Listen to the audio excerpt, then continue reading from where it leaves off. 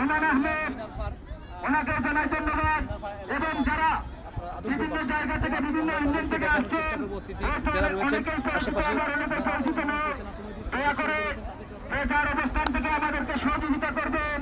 আর আসলে অনেক নেতৃবৃন্দ এখানে এসে উপস্থিত হয়েছেন। আমাদের স্টেজ আমরা সামনে আর একটু বড় করে জানতাম, সবাইকে স্টেজে তোলার মতো সুযোগ করে দিতাম। আসলে আমরা 20 থেকে 25টা চেয়ারের বুঝে স্টেজ করেছি। আমরা সবাইকে, যারা পরিচিত সবাইকে, জাতীয়তাবাদী পরিবারের সবাইকে আমরা অতিথি বরণ করব। যদিও স্টেজে তুলতে না পারি, তারপরে অতিথি বরণ করব। সম্মানিত দর্শকবৃন্দ, আমাদের কাঙ্ক্ষিত প্রধান অতিথি আমাদের মধ্যে এসে উপস্থিত হয়েছেন। নৈরাপাড় থেকে এখনই মাঠে চলে আসবেন সরাসরি।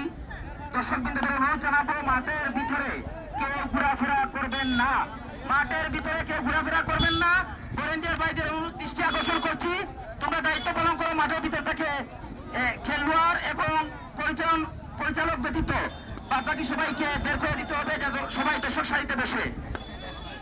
মাঠের ভিতরে কেউ ঘোরাফেরা করবেন না।